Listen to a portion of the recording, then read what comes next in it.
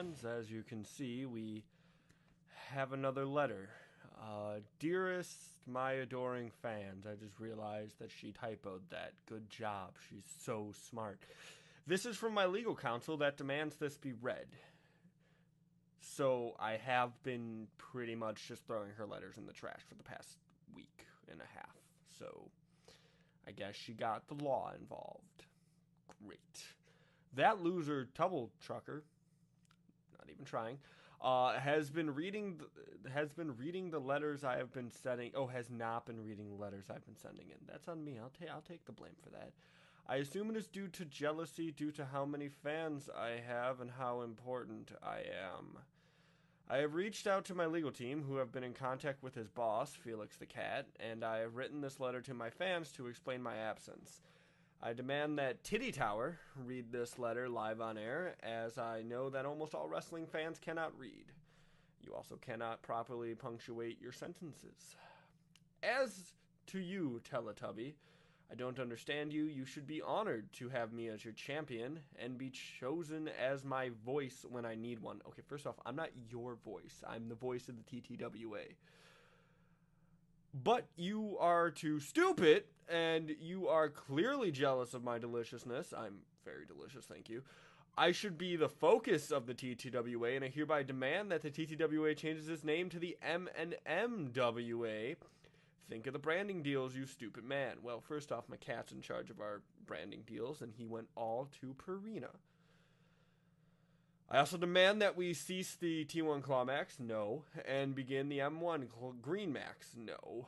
I will be speaking with your cat on these matters, as he tends to give me anything I want anyway. You are as useless as these fans, and your beard looks stupid? You do a poor job of announcing my matches, and I would rather have Matt Stryker as my announcer. I will also be discussing... Okay, hold up. You can call me stupid. You can call the band stupid. You can say my beard looks ugly.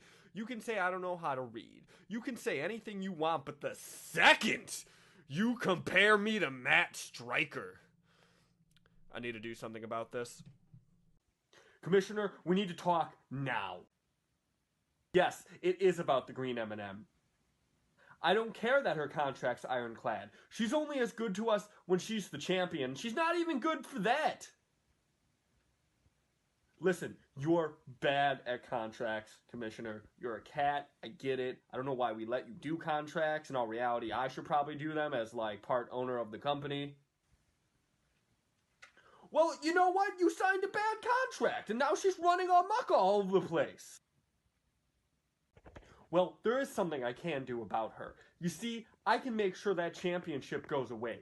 I can still book matches. Tonight, we're going to have an 8-man elimination match. The winner of that match will face the Green M&M for the TTWA Pure Heavyweight title, and they will face her at the end of the chapter in the one-on-one match that she says that she has to have in her contract. And when she loses her title, that bitch is fired!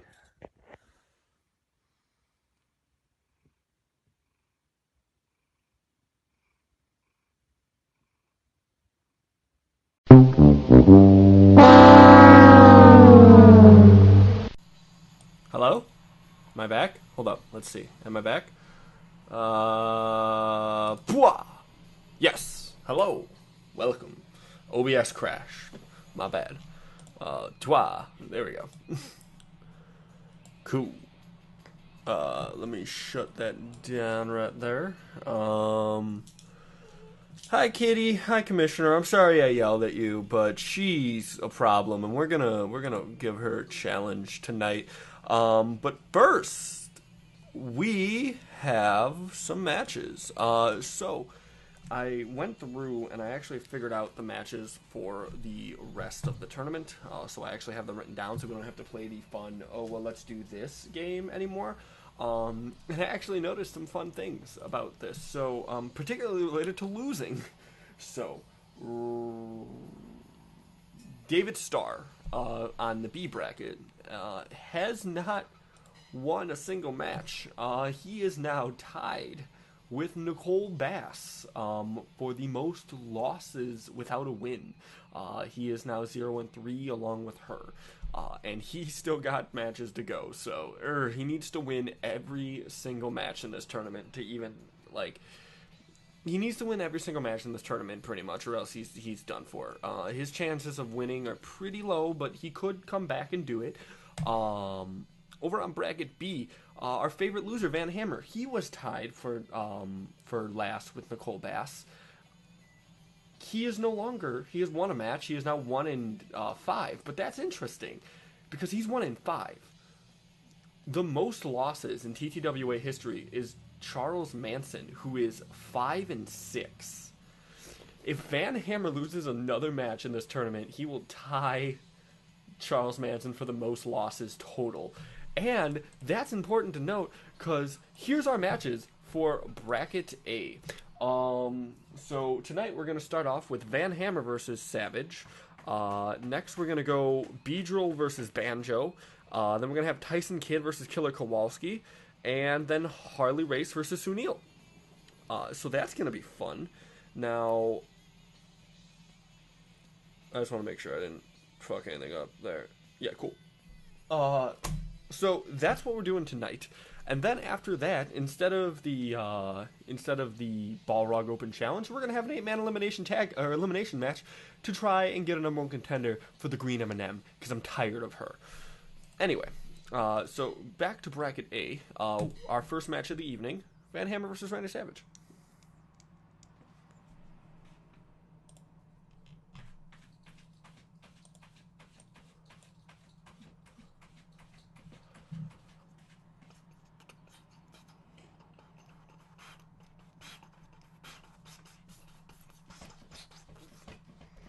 Now you might have noted the log jam that we currently have a problem with here at the TTWA. Or at least in bracket A. Bracket A has a massive logjam issue. So Randy Savage, Harley Race, Sunil Singh, and Beedrill are all tied for first. That means Killer Kowalski, Van Hammer, Banjo, and Tyson Kidd are all tied for second. Hopefully tonight we kind of see people start to break out a little bit. Last Friday, we saw a breakout of Brian Pillman. Brian Pillman now leading bracket B by 2 points. He has 6 points to Hardcore Holly, and does he have 2 points to Hardcore Holly? Yeah, he does. King Kong Karn 1. Yeah. So he has 2 points to Hardcore Holly, I believe. So that's not what we're talking about. We're talking about bracket A right now. Bracket A is starting off with this match. Like I said, Van Hammer needs to win this match or else he's going to go with Charles Manson. Now, here's the thing. I'm not a big Charles Manson fan. We know that. I honestly think you know what? Actually, as much as I hate the Green M&M, I'm going to say the Green M&M not as bad as Charles Manson. But still pretty bad. Charles Manson lost the Best of 7 series, and that's what led to Green M&M getting her title shot and winning. But that's why Charles Manson's losses are so high. Charles Manson, for a long time, wrestled on every single show of TTWA. And Van Hammer technically doing that right now. But Charles Manson actually has an impressive record. 5-6? Like, it's not great, but it's pretty good. I think he's actually he's probably up there for the most appearances on TTWA, because he definitely doesn't have the most matches. That's Balrog by a long shot, but he's probably shown up. I haven't done appearances, but I bet you he's shown up on the most of the shows, because he was from episode 2 up until like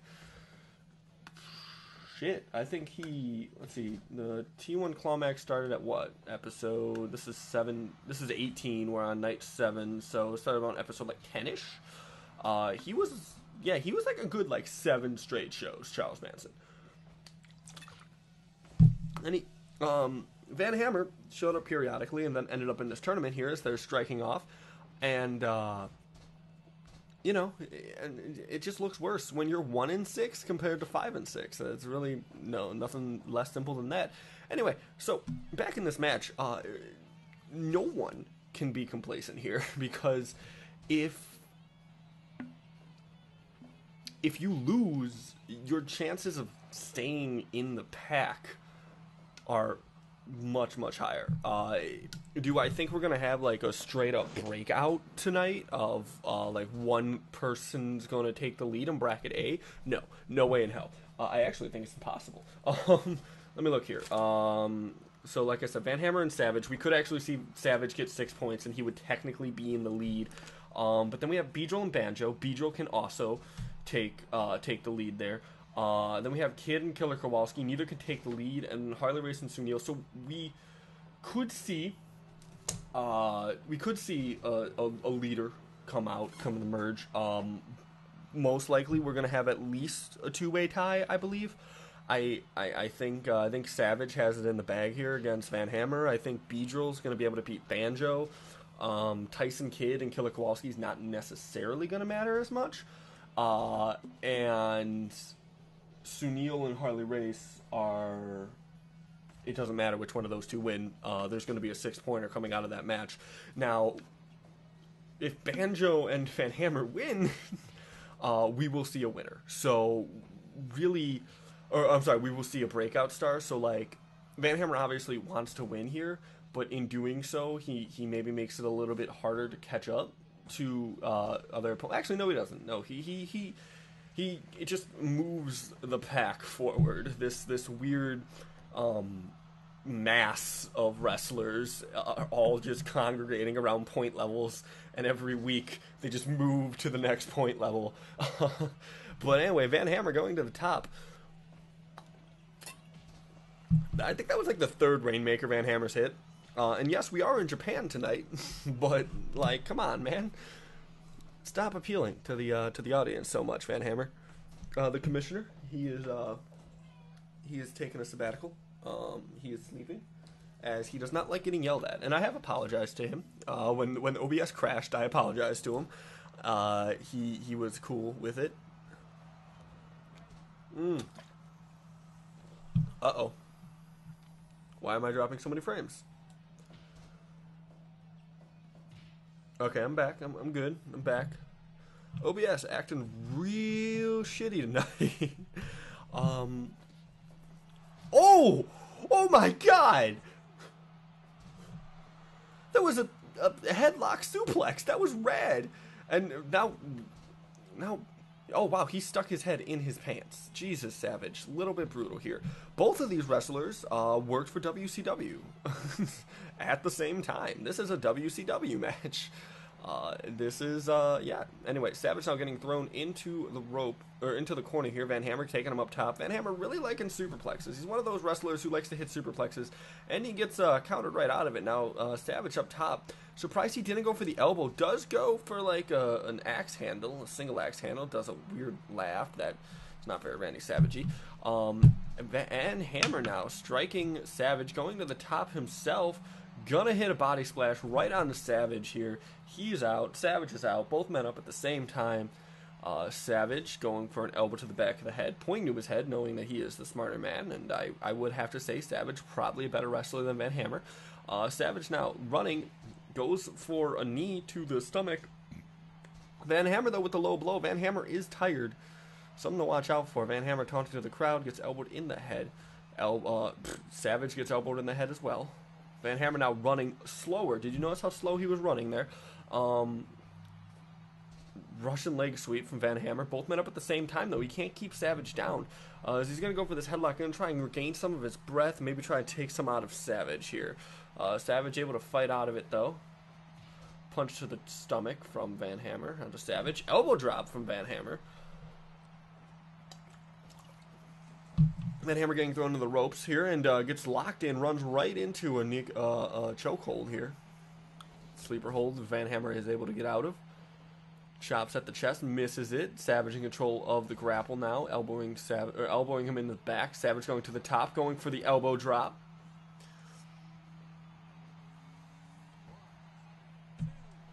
And that's all she wrote.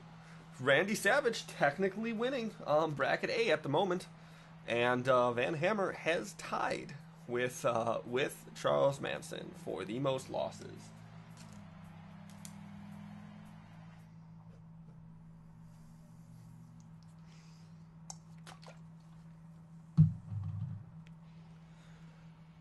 Okay, let's go to the second match because I know that 8-man tag is or that 8-man elimination match is going to take a minute. So as we can see here in bracket A, yeah, Randy Savage technically leading the pack now. However, we do have another chance for someone to get up to the sixth point, and as Savage is not going to be leading for too long because Harley Race and Sunil have to wrestle each other, and obviously one of them is going. I mean, we could have a draw. I guess that is possible, but anyway, Beedrill and Banjo.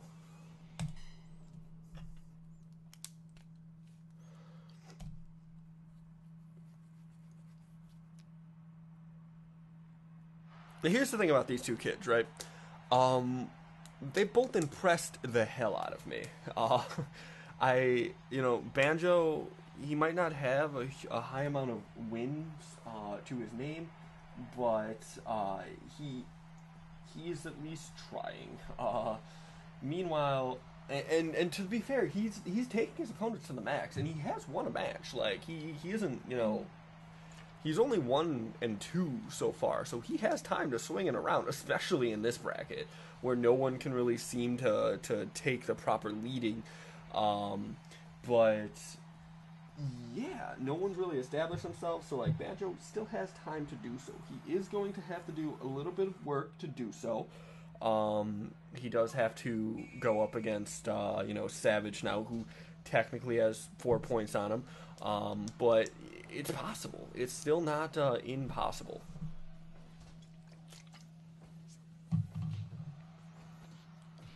Elbow to the back.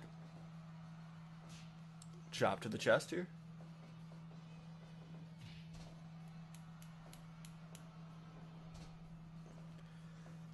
Beedrill kicking out now.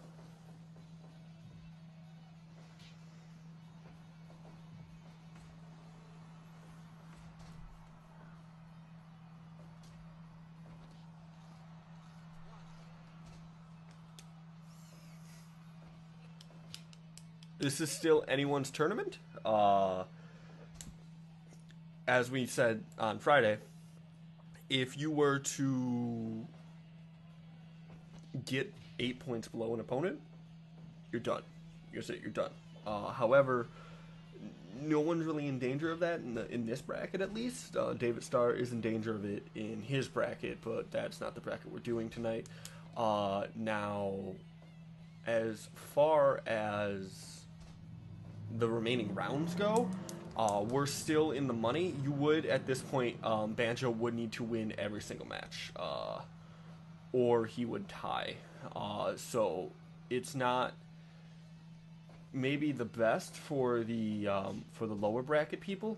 I think actually Van Hammer might be eliminated because he has to get to 6 points. That means he needs to win 3. No, he has to win 3 more matches. He has to win the next 3 matches. Which there's only 3 matches left for Van Hammer. And Savage would have to lose all of his matches. Savage and Sunil or Harley, or even Beedrill. Depends on, who wins this match. So, we're starting to kind of see, maybe not a clear winner, but definitely some definite losers. Now, Banjo, needs this win a little bit. He if he gets this win, he'll end up in the group of people who have 4 points, which it's a lot easier to come back and take down Savage and Sunil or Harley than it is to come back from 2 points like Van Hammer's going to have to, as he power slams Beedrill to the outside. Now, we still don't know who taught Banjo how to wrestle. We also don't know who taught Beedrill how to wrestle, but I'm more interested in Banjo for reasons that shut up. Anyway, chops from Beedrill now to Banjo. Got him into that camel clutch. Banjo backing up smartly. See, I'm just saying, like, Beedrill, he's a Pokemon, right? He's supposed to know how to fight. Banjo, not a Pokemon. He's a platformer. So, someone taught him to wrestle, and I think it's the same person who taught Sunil all of his moves, I believe, is what I said last week, but I need to check. Very impressive showing from both of these competitors, and Both of them definitely made their names in this tournament, even if the tournament doesn't end up their way, which it might not, but we don't know yet. As Banjo now punching Beedrill in the head. Gonna go for an elbow drop onto Banjo. Or onto Beedrill, from Banjo, I should say.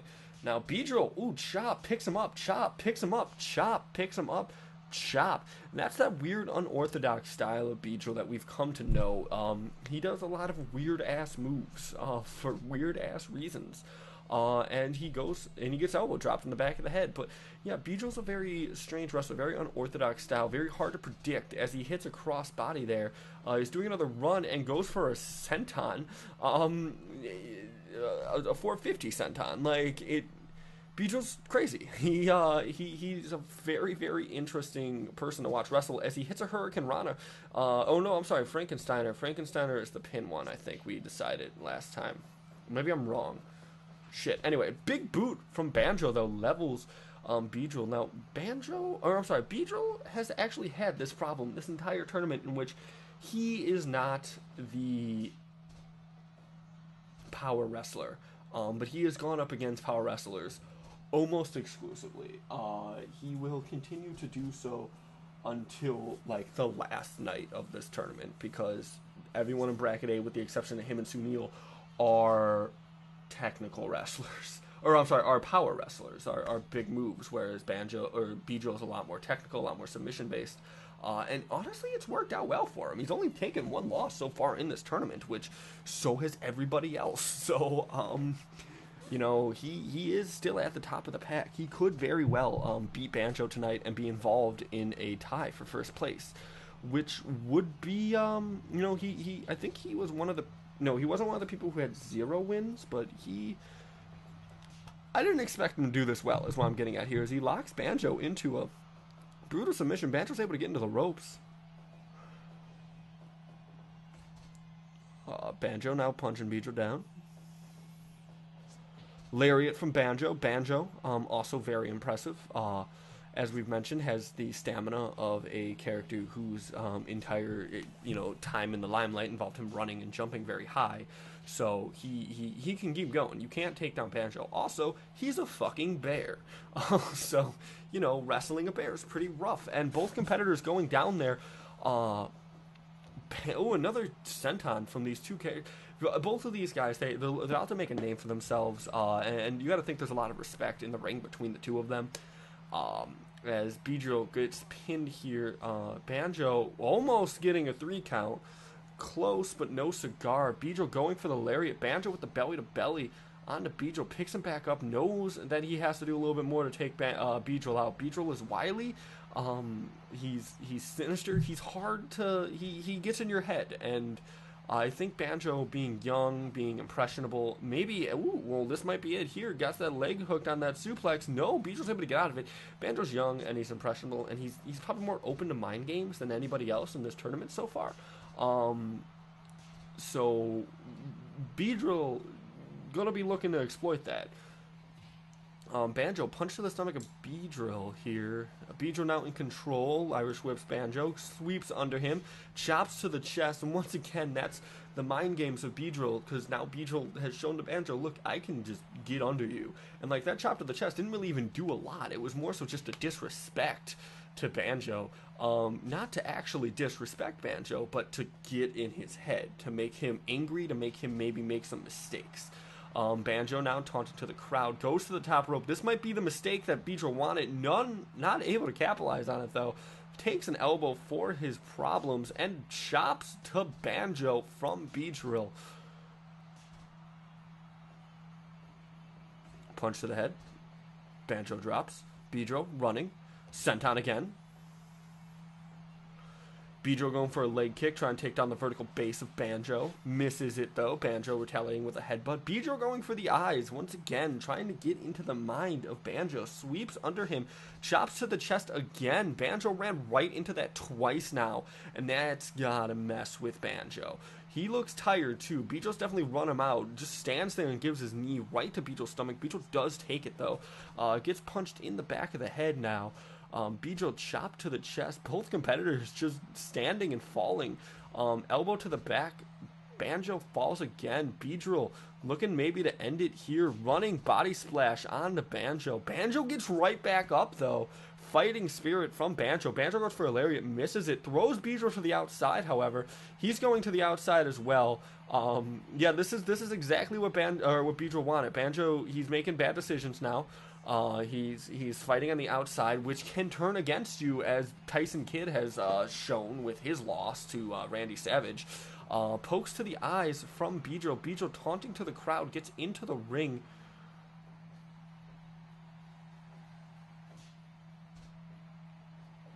Stomp to the back of Beedrill. Elbow to the back of Banjo. Or to from Banjo. Shit, their names are too similar. I'm starting to mess it up. Banjo punch to the head of Beedrill. Beedrill biting at the head of Banjo, starting to resort to maybe some underhanded tactics. Banjo has been busted open, and once again, that's messing with them. Super kick from Banjo, going for the pinfall. 2, 3, that was it. I think Beedrill might have gotten a little bit too focused on mind games. I think maybe Banjo played a little bit of him back to make him seem like maybe he was making... Because every single time it looked like Banjo was making a mistake, he actually had a pretty good answer for it. I think Beedrill tried to trip him up and making him bleed, make him panic a little, and Banjo just retaliated by kicking him in the mouth, and it worked pretty well for him. So now the logjam gets a little worse. As you see, we now have 4 people tied for second. Banjo has now gotten up there. And we're going to have another person between Tyson Kidd or or Killer Kowalski is going to go back up here as well. So we're going to see at the end of the night a 4-way tie for second, a 2-way tie for first, and a 2-way tie for last. So still a log jam. And also, all of those points are only going to be 2 spots away from each other. So, you know, a log jam. Our next match is going to be Tyson Kidd, which I need to find on this damn... I can just do it this way.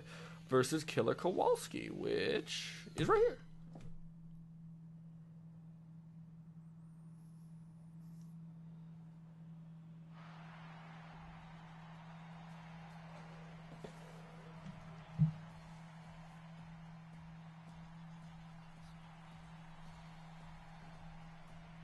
Now, Killer Kowalski, he lost 2 matches coming into this, and so did Tyson Kidd. Both of them won their matches. They actually both faced Harley Race and Sunil Singh, who were the front runners. They faced both of them, and they actually ended up beating both of them, which reset the bracket as I reset my chair's height because it sinks. The cat very confused by that noise, huh, Commissioner? It's a very confusing noise. I apologize. Oh, get neck rubs. Gosh, neck rubs. Guy Fieri, your referee for this tournament, going to be getting a long vacation after this tournament. Just throwing strikes at each other early on. Killer Kowalski, Irish whip from to Tyson Kidd into the corner. Both of these wrestlers a little bit more on the technical side. I actually lied when I said Sunil and Beedrill were the only technical wrestlers. These two a lot more technical. Tyson Kidd more so than Killer. Killer though gonna be able to kind of counter a lot of these classically trained moves by Tyson Kidd. Killer Kowalski body slam Tyson Kidd into the mat. Tyson Kidd and Sunil, in my opinion, had match of the night last time they fought last week. However, I did have to go ahead and give match of the week to King Corn Karn and Bob Holly for that brawl that they had. But had we not had the B bracket that last week, those two would have gotten match of the week, and Tyson Kidd could get match of the week now against Killer Kowalski. As he's in a headlock position, so he needs to try a little bit harder, but he could do it. There we go, snapmare from Tyson Kidd, getting Killer Kowalski in a seated position, kicks him right in that back, in the small of the back, maybe work out his lifting capabilities, start to lower them. Killer Kowalski grabbing the leg of Tyson to get him down, buying Killer Kowalski some time. Now jumping chop from Killer Kowalski, stomp on the head of Killer Kowalski. Stomp on the inner crotch area, the inner thigh. Tyson Kidd now potty slam. Oh, going for this inverted go-go plot. We've seen a lot of in this tournament, actually. Tyson Kidd able to not really do much with that, but that's fine. I don't think he really expected to. I think he just wanted to kind of maybe work the arms a little bit of Killer Kowalski.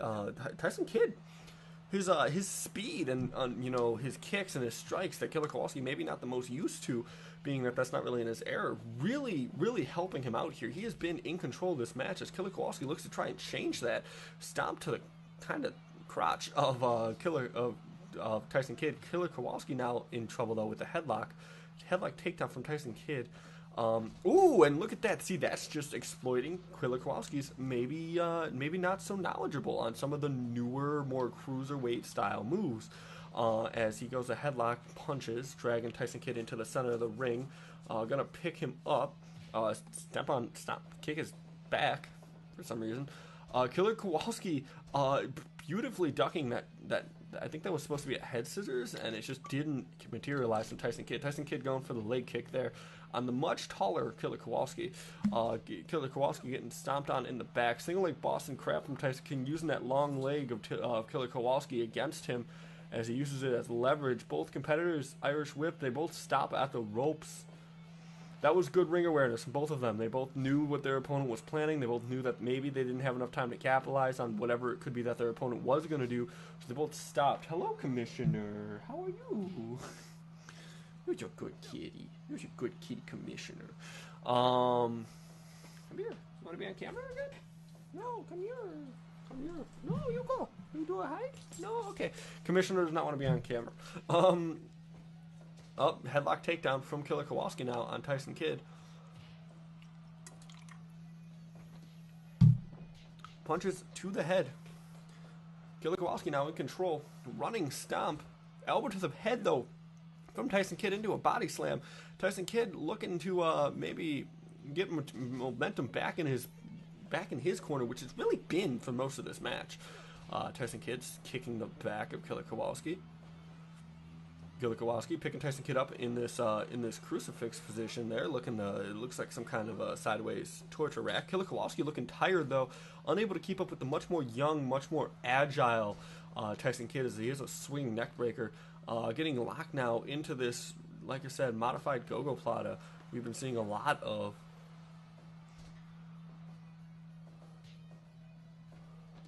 Tyson Kidd now once again getting Killer Kowalski with that move. Like I said, Killer Kowalski maybe not the best experience when it comes to these things. Headlock takedown from Kowalski. Punch to the head from Tyson Kidd. Punch to the back. Stomp to the inner thigh from Killer Kowalski. Oh, Killer Kowalski. Tyson Kidd went for that step up into Guri, and Killer Kowalski actually had an answer for it this time. Tyson Kidd now throwing some strikes, trying to get Killer Kowalski in a position where he can get in control, and he has. Dropkick from Tyson Kidd onto Killer Kowalski here. Throwing Killer Kowalski into the ropes. Tyson Kidd picking him up, putting him on top, looking to maybe hit a superplex. No, it's a head. Oh my God! A fucking Hurricane Rana to the outside from Tyson Kidd, maybe looking to go for his count-out strategy that worked against him in the Randy Savage match. But every single match so far, Tyson Kidd has tried to go to the outside ring. As we hit a 10 count, Killer Kowalski's too tired to maybe get back in the ring. No, gets back in the ring. Both of competitors at 13. Killer Kowalski, though, looks like he used all of his energy to do so, and he takes an elbow to the back of the head from Tyson Kidd. Headlock takedown from Killer Kowalski. No, Tyson Kidd able to get out of that. Punch to the stomach from Killer Kowalski. Killer Kowalski checking his imaginary wrist tape.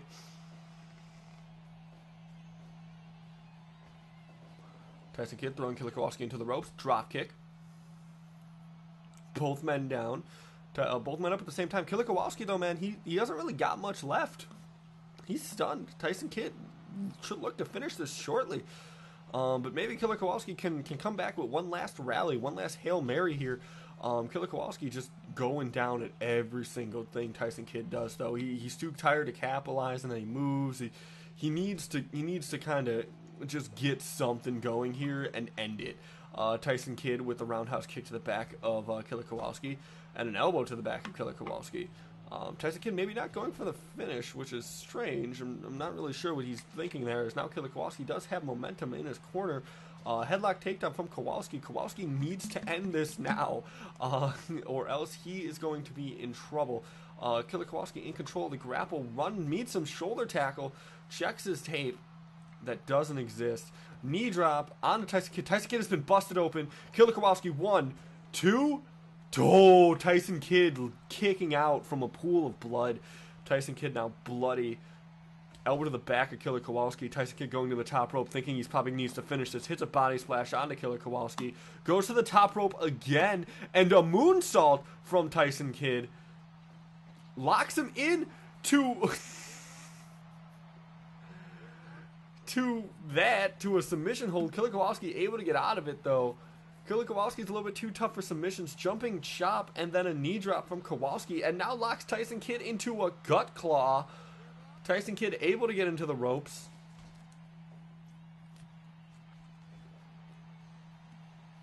Killer Kowalski in trouble now. Tyson Kidd in control.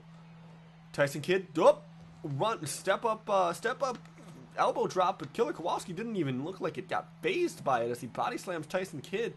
Now in control of this match. Tyson Kidd now looking the one tired. Got blood in his eyes. No, Tyson Kidd, Russian leg sweep. Both competitors are down. Tyson Kidd dragging Killer Kowalski into the corner. Or out of the corner, I should say. Punch to the stomach from Killer Kowalski. Oh! How did Killer Kowalski get up from that? First, elbow drop, jumping knee drop from Killer Kowalski. That normally tends to be it. 1, 2... Oh no, Tyson Kidd still alive. Tyson Kidd getting that injured head rammed into the corner now. Shoulder blocks from Killer Kowalski. Killer Kowalski maybe a little bit too tired to capitalize on that, but then again, so is Tyson. Both competitors up, jumping chop to the injured head, knee drop to the injured head of Tyson Kidd. Killer Kowalski going for the pinfall. That's got to be it, and it is. Killer Kowalski has beaten Tyson Kidd, and Tyson Kidd lies in the pool of his own blood.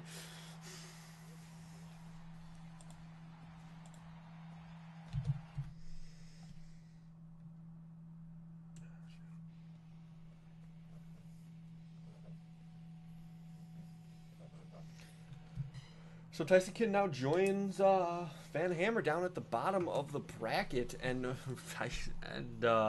Killer Kowalski is now still in the middle of it. Meanwhile, we're going to see either Sunil or Harley Race ascend to meet Randy Savage for a two-way tie for first. Now, that's actually particularly interesting because neither of those people face Savage for another couple weeks, actually. We've already have Sunil versus Savage, so we don't need to have that again, I believe, right? Sunil and Savage have fought, yes, and Savage lost. Harley Race versus Randy Savage is not set in place until 2 weeks from now. So this is interesting because next week we're going to see Savage is going to go up against Beedrill, which, like, fuck. Well, actually, no, Beedrill lost, so Beedrill... Yeah, Beedrill could actually tie it up for him. And then Sunil's going up against Killer Kowalski, which Killer Kowalski could tie it up. And then, assuming Sunil wins, and then Harley Race is going up against Banjo, which Banjo could tie it up. So we could just be in a logjam perpetually. I don't know what to tell you. But that's neither here nor there. These two people were leading, absolutely dominating the bracket, until last week when they both lost, and it got us put in this position. So it's going to be particularly interesting to see how this match plays out.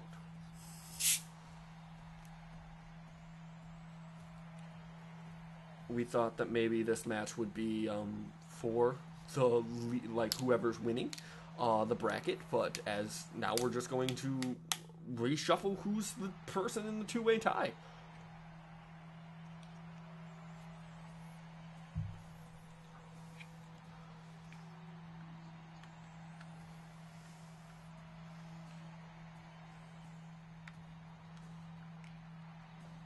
we will at least next week have someone in last place guaranteed, because Van Hammer and Tyson Kidd are going to go up against each other.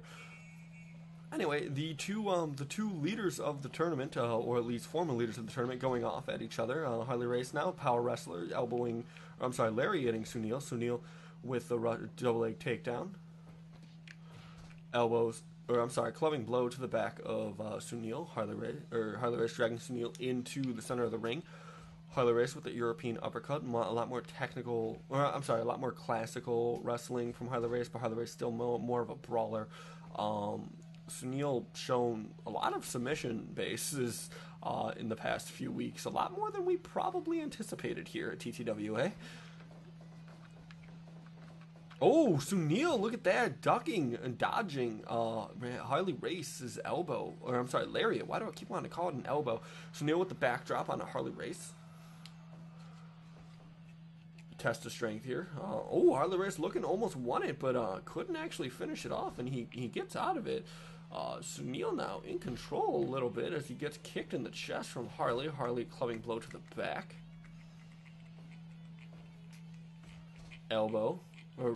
European uppercut. Kicks to the knee.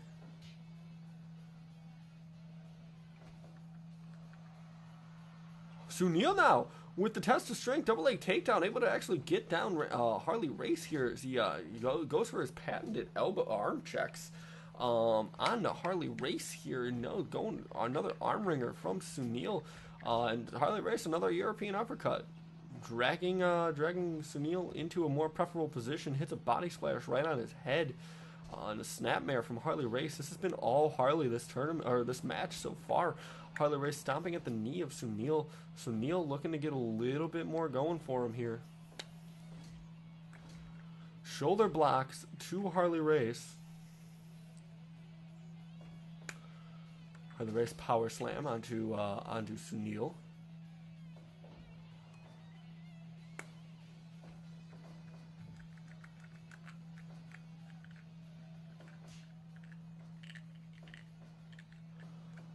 Pile driver suplex from underhook suplex from Harley Race onto Sunil. Sunil working the arm of Harley Race. Both competitors really haven't established like a leader here so far. Both still kind of feeling each other out. Sunil's kind of biding his time, taking shots that matter. Harley Race just trying to end this a little bit quicker, knowing that maybe if he stays in the ring with Sunil a little bit too long, he could end up injured. Underhook suplex from, no, Sunil's able to counter that into a back body drop.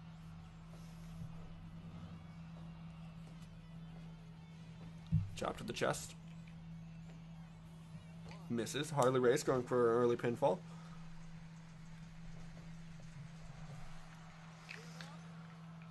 Sleeper hold from Sunil onto Harley Race.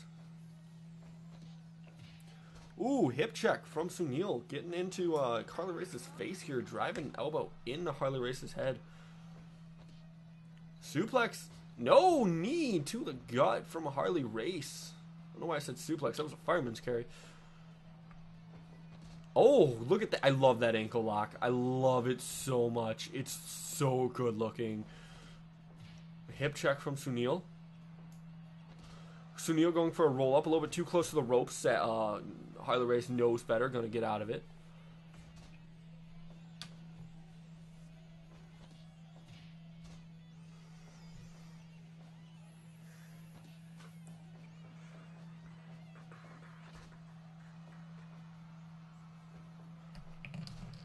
Sunil with the takedown on Harley Race.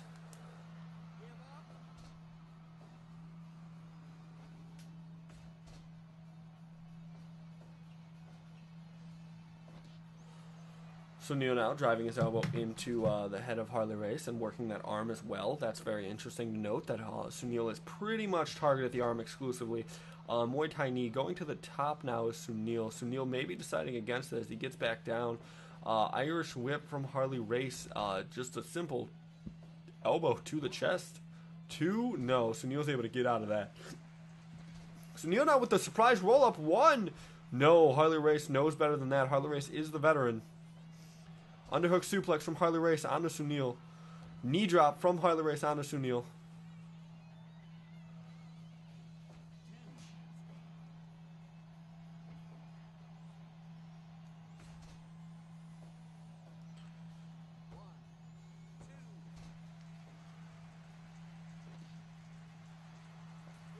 Elbows to the head from Sunil onto Savage. Super kick from Sunil. We saw this put away Beedrill. Sunil's not even going to go for it. He's working that arm, working that head more. Sunil now, Muay Thai knee. In control of this match. Leg drop. Trying to take the striking power away of Harley Race's Sunil. Sunil though, wow, beautiful, beautiful fucking reversal into that ankle lock though. Savage or Race able to get out of it, but still gonna not do him any favors here. As Harley Race gets elbow or leg dropped onto the head. Sunil with the pile driver. Oh god, I think I heard a crack. That might be it. No, Sunil still kicking out. Sunil will not die. Harley Race getting elbowed in the, or I'm sorry, Irish European uppercutting. I am sorry. I don't know what's wrong with me tonight. It's going to be super fun trying to call the 8-man match later tonight. Actually, right after this. 2, 3. Oh, I thought Harley Race was about to steal one there. Sunil, Harley Race. This is, I mean, the rivalry was building between these two for the past couple weeks just because of how they both couldn't lose a match, and then they both lost a match, and the rivalry kind of quelled a little bit, but they knew they'd have to go up against each other, and you know, the first 3 weeks they were definitely talking some mad game about which one's better and all that good stuff, as a rolling elbow from Sunil Singh on the Harley Race.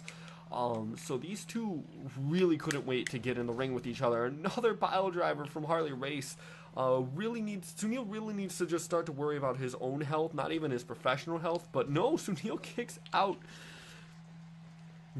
Keeps going after the arms of Harley Race, even though he is not locked in a single arm submission. Elbow to the chest. Body press. Another body splash onto the head of Sunil Singh. Harley Race getting thrown into the ropes.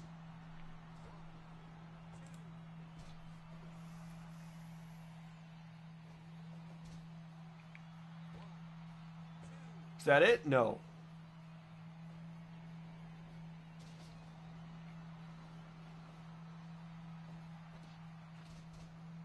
Step up into Guri from Harley Race, or Sunil onto Harley Race. Both men down. Sunil first man up.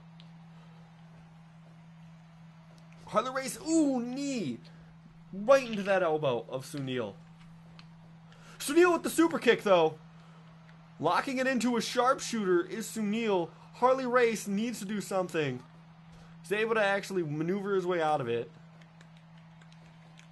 Swinging neck breaker, this time from Harley Race.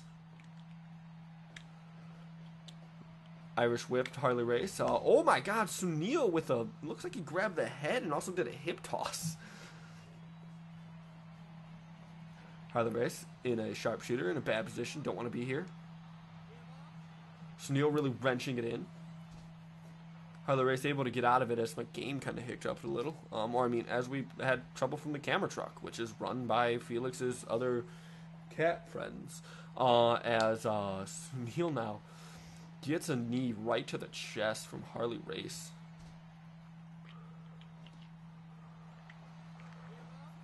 Elbows getting driven right into Harley Race. That arm is starting to... Oh! Look at this leg drop. Harley Race going to get in the ropes, but still that ankle lock going to be hurting Harley Race. Sunil looks to try and maybe go for a roll-up. Another neck breaker from Harley Race. We could actually see a draw. Neither of these competitors look like they're done yet, although Harley Race getting rolled up.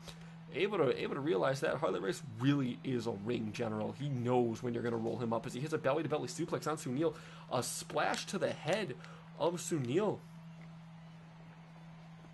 Irish whip, knee to the head from Harley Race. Harley Race with the underhook suplex again.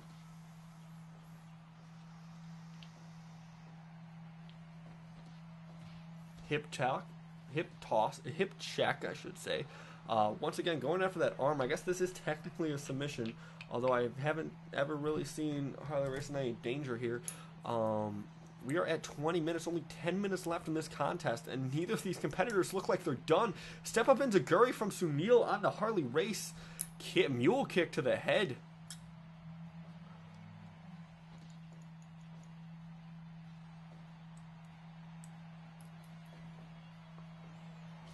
Ooh, fisherman suplex from Harley Race. 3, that's it. He stole it.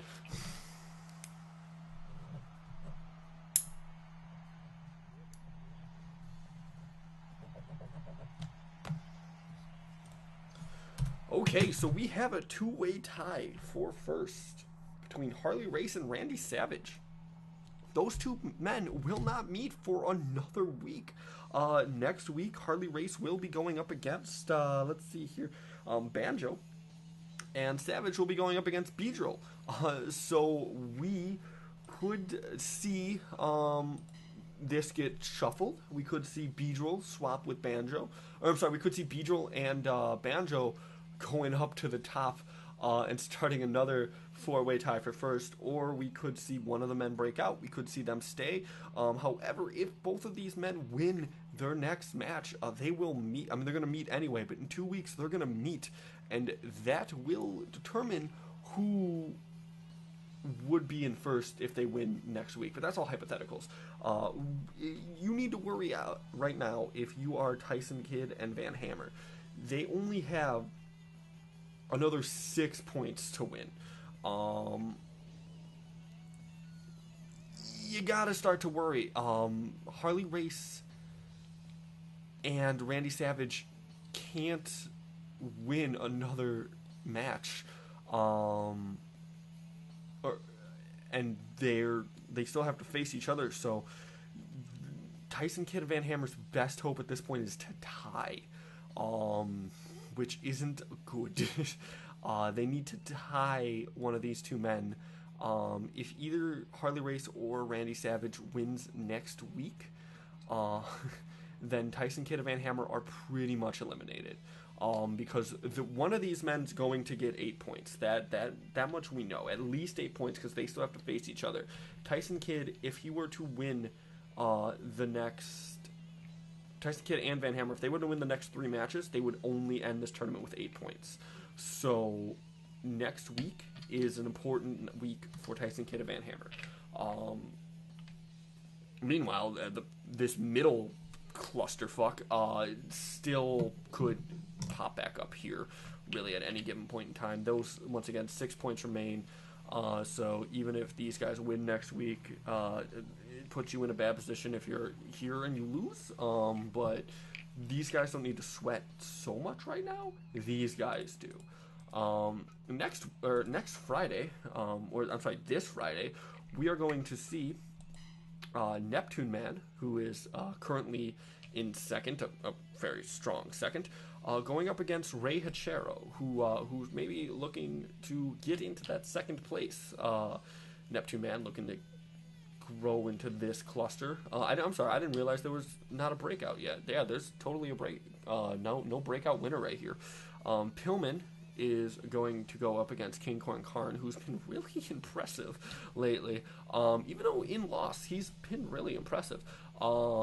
That's going to probably be a great match. King Corn Karn, once again, probably looking to get up into the second place. Pillman looking to break away. David Starr is going to go up against Chavo Guerrero.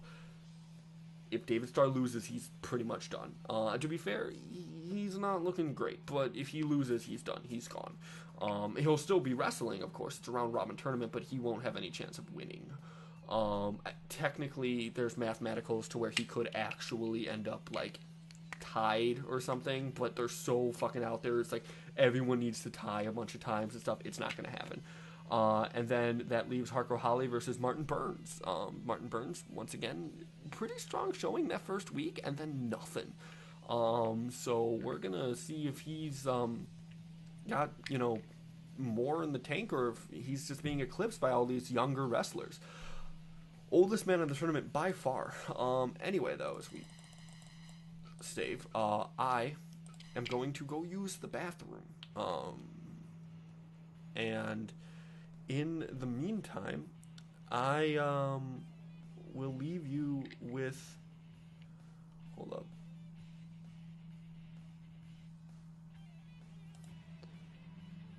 I'm still here. Can you know mine? I didn't set this up as its own like hype video, fans, but here we go. See, we have another letter. Dearest, my adoring fans. I shouldn't have done that. That was stupid. She typoed that. Good job. She's so smart. This is from my legal counsel that demands this be read. So I have been pretty much just throwing her letters in the trash for the past week and a half. So I guess she got the law involved. Great. That loser Tubble Trucker, not even trying, has been reading the letters I have been sending. Oh, has not been reading the letters I've been sending in. That's on me. I'll take the blame for that. I assume it is due to jealousy, due to how many fans I have and how important I am. I have reached out to my legal team, who have been in contact with his boss, Felix the Cat, and I have written this letter to my fans to explain my absence. I demand that TTWA read this letter live on air, as I know that almost all wrestling fans cannot read. You also cannot properly punctuate your sentences. As to you, Teletubby, I don't understand you. You should be honored to have me as your champion and be chosen as my voice when I need one. Okay, first off, I'm not your voice. I'm the voice of the TTWA. But you are too stupid, and you are clearly jealous of my deliciousness. I'm very delicious, thank you. I should be the focus of the TTWA, and I hereby demand that the TTWA changes its name to the M&MWA. Think of the branding deals, you stupid man. Well, first off, my cat's in charge of our branding deals, and he went all to Purina. I also demand that we cease the T1 Clawmax, no, and begin the M1 Green Max, no. I will be speaking with your cat on these matters, as he tends to give me anything I want anyway. You are as useless as these fans, and your beard looks stupid? You do a poor job of announcing my matches, and I would rather have Matt Stryker as my announcer. I will also be discussing... Okay, hold up. You can call me stupid. You can call the band stupid. You can say my beard looks ugly. You can say I don't know how to read. You can say anything you want, but the second you compare me to Matt Stryker, I need to do something about this. Commissioner, we need to talk now. Yes, it is about the green M&M. I don't care that her contract's ironclad. She's only as good to us when she's the champion. She's not even good for that. Listen, you're bad at contracts, Commissioner. You're a cat. I get it. I don't know why we let you do contracts. In all reality, I should probably do them as, like, part owner of the company. Well, you know what? You signed a bad contract, and now she's running amok all over the place. Well, there is something I can do about her. You see, I can make sure that championship goes away. I can still book matches. Tonight, we're going to have an 8-man elimination match. The winner of that match will face the Green M&M for the TTWA Pure Heavyweight title, and they will face her at the end of the chapter in the one-on-one match that she says that she has to have in her contract. And when she loses her title, that bitch is fired!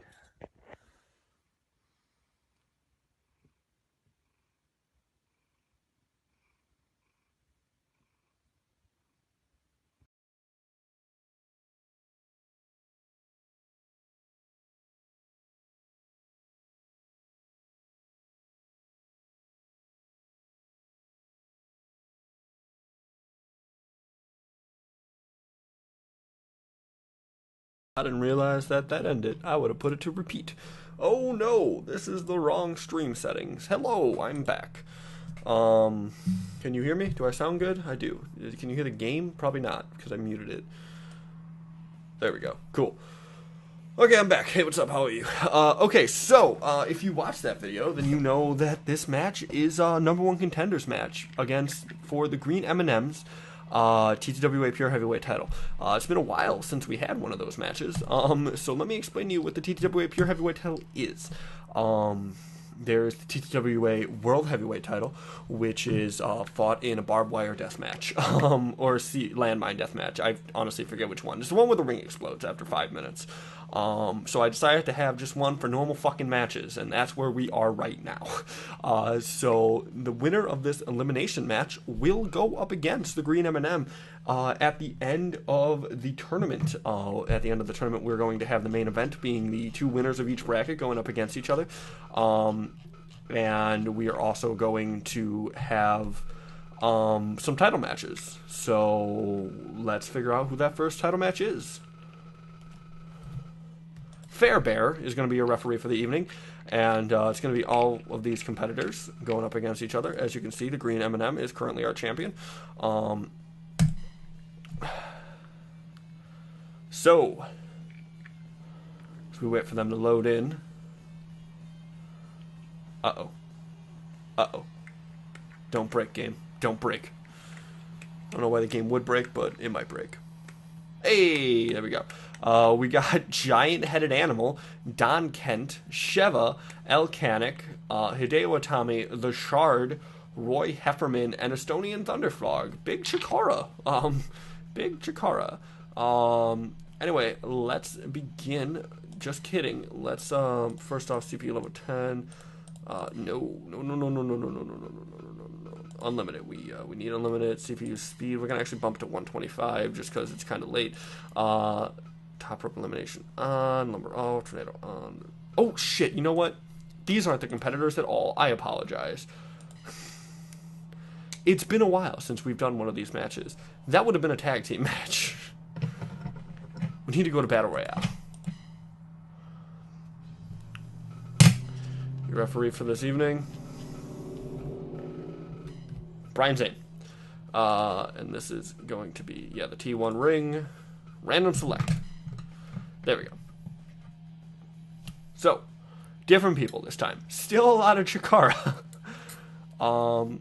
We got, as they load in,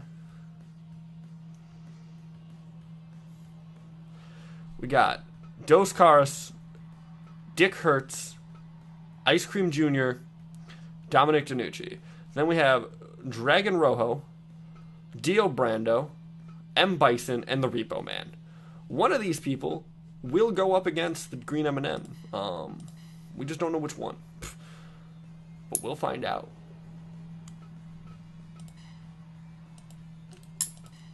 Ladies and gentlemen, let's begin the main event of the evening.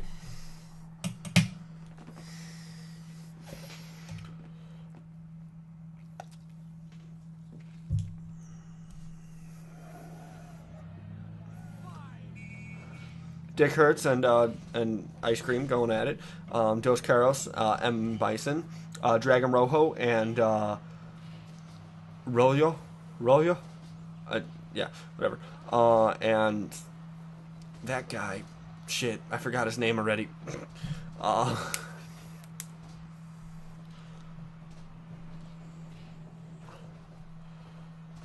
Maybe a little fast, but that's fine. A lot of action going on right now. Dick Hertz putting the smackdown on that competitor there. Ice Cream getting body slammed. Dio Brando going up against Elcanic. Repo Man, European uppercut to Dos Caras. Good mix of classical wrestling and current wrestling, and also not real people. M. Bison, another member of the Street Fighter family. Street Fighter actually does pretty well here. So look for him to succeed in this match, at least. Even if he doesn't win, probably have a good showing here.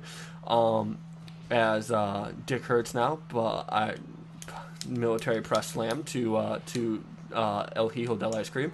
Assisted powerbomb onto Repo Man as the Kimura lock is locked in onto him. Dio Brando and M. Bison striking each other, trying to figure out who's the most evil bastard.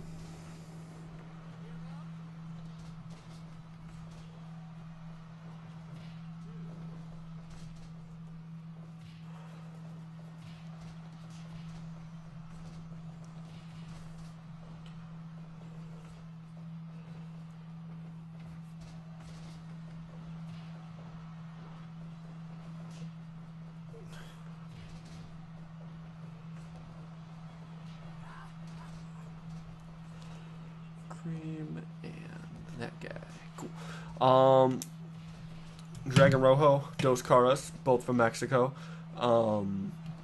Dick Hertz is actually the only person here who doesn't really have a contemporary. I guess the Ice Cream doesn't either.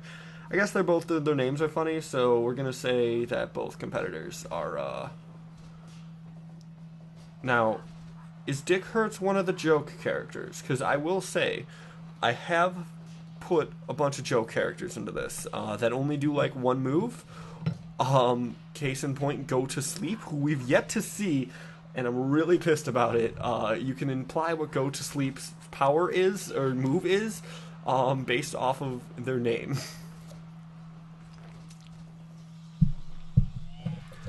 Dio now, just screaming, which, yeah, that's about right. That's on brand. Dragon Rojo, getting assisted powerbombed. No competitor eliminated yet. No competitor even looking in danger of elimination, which is why we sped this match up. Because these matches can normally go for a while. Oh no, almost a 3 count there, but it got broken up.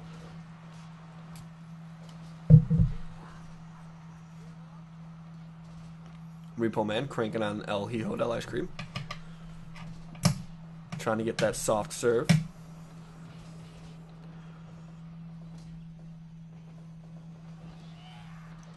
Tree of Woe, Repo Man's in it. Dio up top, elbow drop on the Dick Hertz. Dos Caras, elbow drop on the Dick Hertz. Oh, El Hijo del Ice Cream almost eliminated by Dragon Rojo. Someone just breathed fire, and I'm pretty sure it was Dio. 2, 3, Dragon Lee, or Dragon Rojo, I'm sorry, eliminated. 2, 3, oh no, Dio almost eliminated. Ooh, Flapjack from Dick Hertz. 2, no, Repo Man, not eliminated yet. Low blow from Repo Man onto M. Bison. A lot of evil people in this match, which, you know, really making me question them being my champion against the Green M&M. But you know what? Fuck it. Dio now biting that guy whose name I forgot. And never knew in the first place because he's one of those old Pioneer era wrestlers. Watch it be like Luthez. I'm be fucking pissed. I think he just called his spot. I think he just said spinning. As the airplane spin doesn't even bother Dick Hertz. Man, I really hope Dick Hertz doesn't win, because then I'm gonna have to Google Dick Hertz pictures to get a fucking picture for the title card. And Dio now with the Dragon Sleeper.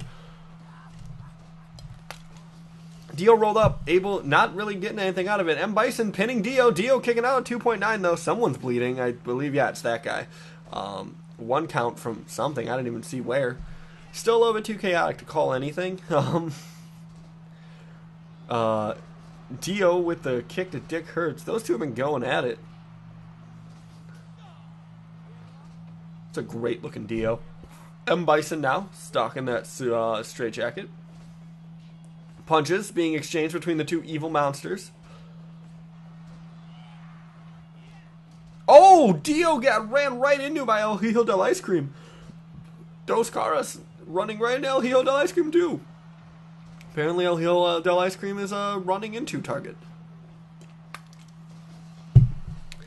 El Hijo del Ice Cream, or I'm sorry, Dos Caras getting thrown out of the ring. Brian Zane too late on the count. It's been out there for longer than the 4 seconds. Dos Caras and Repo Man now going at it. Could get double eliminated here. Yeah, 14, 15. No, both in back in at 15. Oh! Oh, Repo Man's got a chair. He's working on Dos Caras here. He's going for a counter, I think. I don't think pinfalls can be counted while those two are out there. Uh-oh.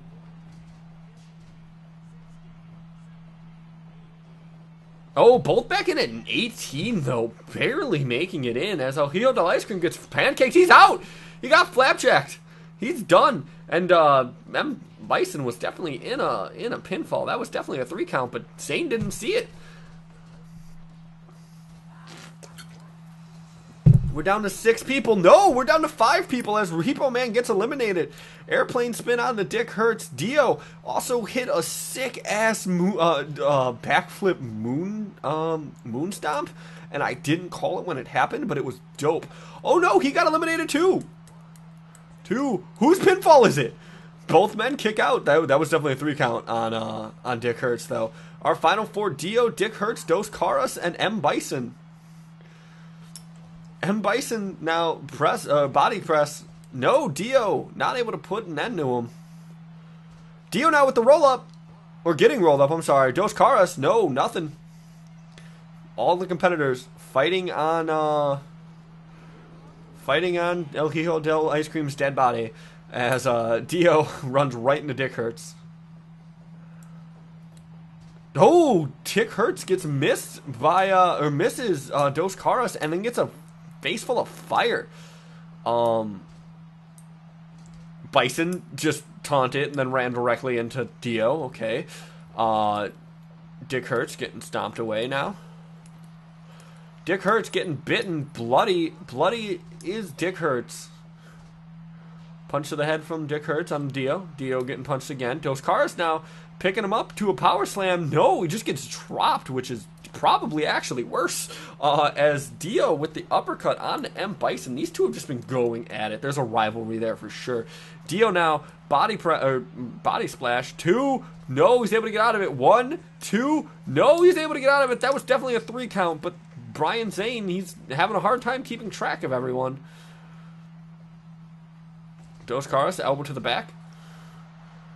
Dio now elbow drop onto Dick Hurts, going up for it again. Nope, nothing. Biting away now. Dio really using those vampire teeth. Does that mean that everyone he bit is a vampire? Because that's a problem. We need to fix that. We need to deal with that. Someone. Ooh.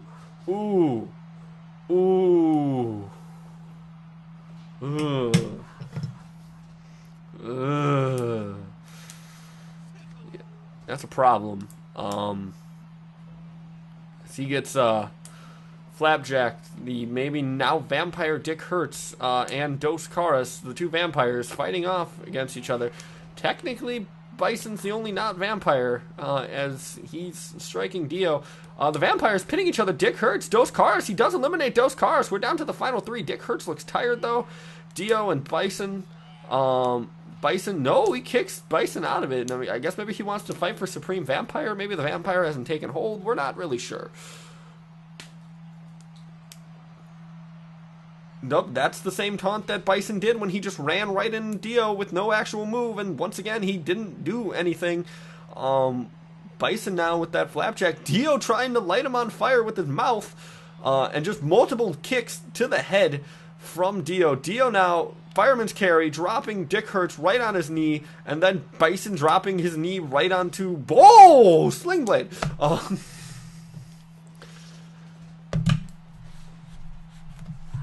Moonsault, Bison just misses. I think that was supposed to be a moon stomp. He missed horribly. Bison there does a weird flip, hits both of them. Moon drop onto Dick Hurts, goes for the pinfall. Dio breaks it up, maybe trying to keep the vampire in. Gets hit with another sling blade. Bison elbow to the back of the head. Dick Hurts.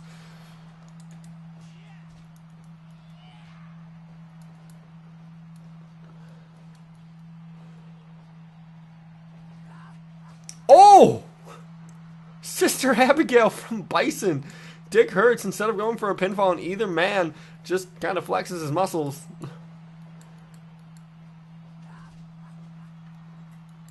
Dio having a great time. Keeps laughing.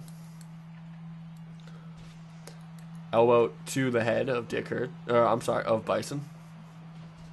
Big boot, bicycle kick. 1, 2. Oh no, Dio able to get out of it. Uppercut. Dick Hurts now punching Dio. He's too tired to capitalize on anything though. Dick Hurts getting pinned.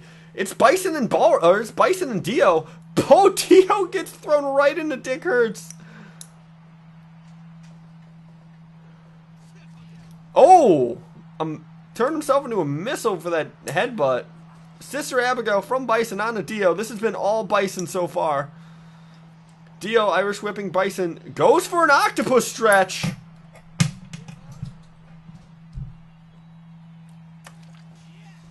Uppercut from Dio. Big boot from Dio. Elbow drop from Dio. Oh, sling blade from Bison.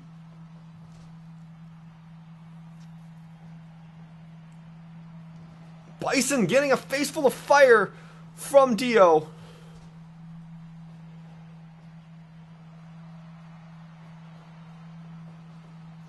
Bison with that missile thing. Dio back up though. Dio choking Bison.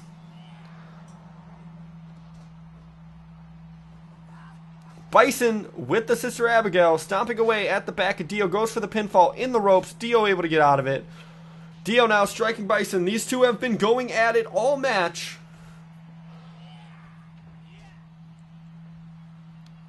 Elbow drop from Dio. Going up again. Elbow drop again. Going up a third time. A third elbow drop. And Bison just gets up. Kick to the back. Knee drop to the back. I'm sorry, kick to the stomach. Locks him into this beautiful, beautiful sleeper hold. Modified sleeper hold. Stretches him across his knee. Kick to the stomach. Beautiful kick to the head.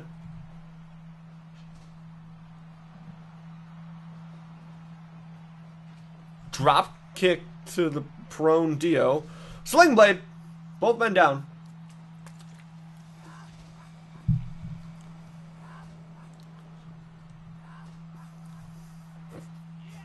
That's the Psycho Driver. I just caught that. That's hilarious.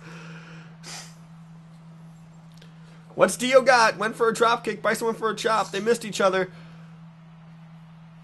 That was Braun Strowman's weird, shitty finisher for a while. Bison, moonsault, both men down, both men up. Dio locking in the octopus stretch. Kick to the head from Dio. Kick to the head from Dio again. I don't think Dio's went for a pinfall yet. Oh! Once again, that kick, it's so beautiful. Oh, and here we go with this elbow drop. Bison just gets up. Very ineffective elbow drop from Dio. Psycho Crusher. Again. Dio, man. Dio don't die. Here we go. 1, 2, 2.9 Dios. Don't die. Drop kick to the knee from Dio onto Bison. Body splash from Dio onto Bison. Punch to the head. Sister Abigail from Bison. Bison's too tired to capitalize on it.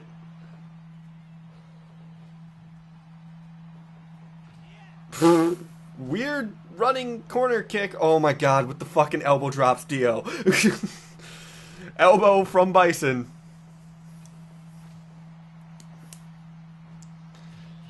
Multiple kicks from Dio onto Bison. Dio, go for the fucking pinfall. Driving Dio's knee into Bison's knee. Or drive Dio's head into Bison's knee. Bison with the headbutts. Dio got him up top, driving the back of his head into his knee. And then getting punched in the stomach by Bison. This has just been back and forth between these two. Bison becoming a vampire. Didn't break skin. I think Bison might be free from the vampirism. Which is good. We already have 3 of them. Punch to the stomach.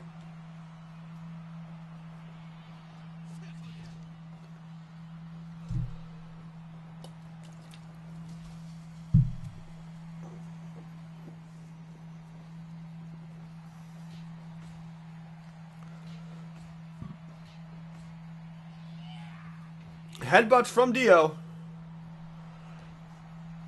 Bison's in the ropes. Multiple kicks from Dio. Going to the top again for the elbow drops again. Dio, big fan of his elbow drops. Bison getting up on the third one again. Sling blade from Bison. Psycho Crusher from Bison. Dragging Dio away from the ropes a little. Dio able to get right back up though. Beautiful kick to the head. Should really be thinking about putting Dyson away. Nope. But he's going for the elbow drops again. No, hey, he didn't go for consecutive elbow drops that time. Gets Braun finisher.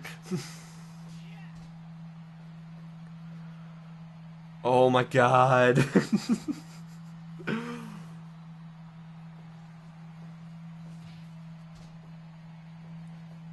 I'm so happy I sped this match up. 2! No! Dio kicks out again. Sling Blade from Bison onto Dio. Goes for a quick cocky pin. No, Dio gets an arm up. Dio has not gone for a pinfall. Just hasn't done it. Just not happened. Bison really thirsty for those pinfalls. No, Dio kicks out again. Dio choking out Bison. He won! He did it! He choked Bison out! Dio! So we are going to see the Green M&M versus Dio. My champion, Dio Brando. A horrific monster. Worth it. Just to get the Green M&M out of power. That was Dominic Tanucci. Damn it, I knew as soon as I saw who it was, I was going to be mad. Okay. Great match.